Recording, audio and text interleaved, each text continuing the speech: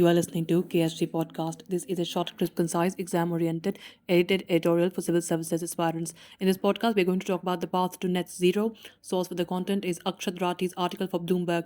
If all goes according to plan, India will be dead last among the world's biggest economies to zero out greenhouse gas emissions. And that's precisely as it should be. India's target date to reach net zero is 2070. That's 2 decades after the far wealthier US and Europe. And it includes an additional 10-year cushion separating it from its neighbor China's 2060 goal. Trying for more severe cuts to emissions much sooner could leave millions of Indians struggling for access to basic staples, including the delivery of more air conditioning to a nation that's extremely vulnerable to heat waves. In fact, India's challenges maintaining its fragile electric grid under the ever-increasing demand fueled by warming temperatures is a matter of life and death.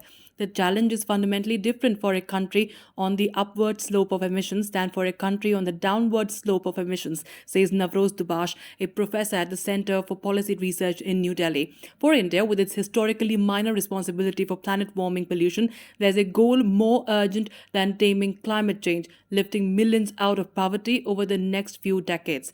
While American drivers choose from electric pickup trucks, eventually decreasing demand for oil, India is struggling to reduce its growing bill for imported fuel. While British policymakers craft subsidies to retrofit old houses for energy efficiency, India's focus is on ensuring energy bills are as low as possible. And while New Zealand burnishes its climate standing by slashing methane emissions from its cattle farms, India still has to feed its growing population of 140 crore as more extreme weather events threaten agriculture. In a market where cars remain a luxury, India's push to electrify transport has focused on scooters, motorized bicycles, and rickshaws. By 2030, more than 80% of the two-wheelers sold in the country could be battery-powered, according to Nitin Gadkari, Minister for Road Transport and Highways. Today, almost half of all three-wheelers sold are electric, says Rishabh Jain of the New Delhi-based non-profit Council on Energy, Environment and Water. Battery swapping for smaller vehicles is becoming popular in Bengaluru, Mumbai, and other space-constrained crowded cities. Talking about energy saving factories, instead of a carbon market that makes companies pay for every ton of carbon dioxide they emit, such as the one governed by the European Union, India in 2008 launched a program that forced energy intensive industries to become more efficient. Companies that use less energy than set targets can trade the energy, than set targets can trade the savings as credits. Cutting energy use means reducing carbon emissions too.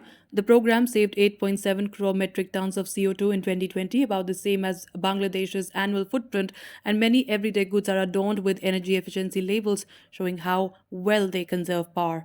Now, talking about light bulbs that cut bills, the Gram Ujala initiative, named using the Hindi words for rural lights, offers subsidized LED lights to villagers.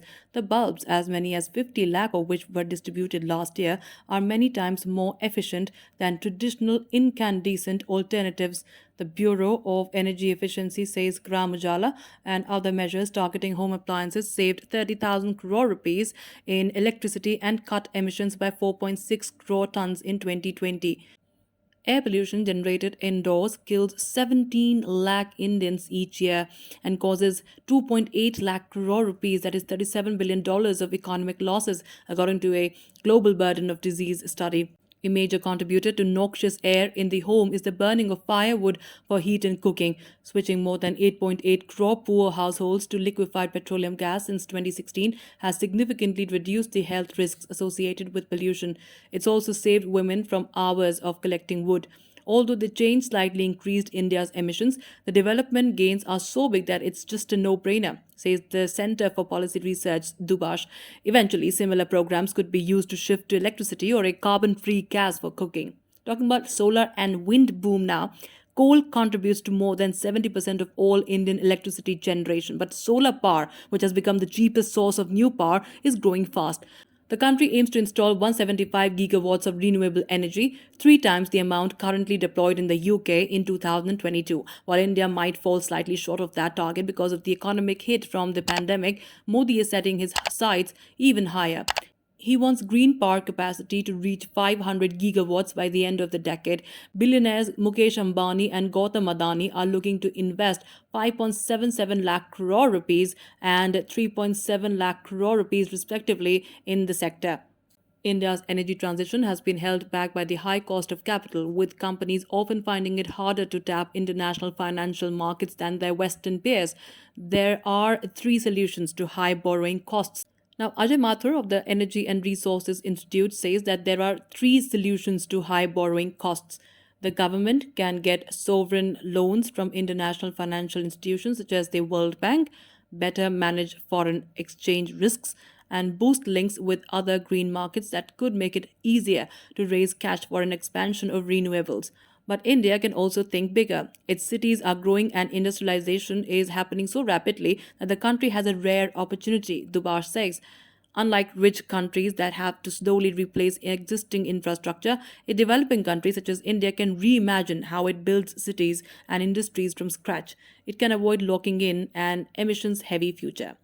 That's it for this podcast. Thank you so much for listening. To join KSG India courses and to crack the IELTS exam, visit ksgindia.com. You can also get a PDF of this podcast on ksgindia.com. Thanks for listening.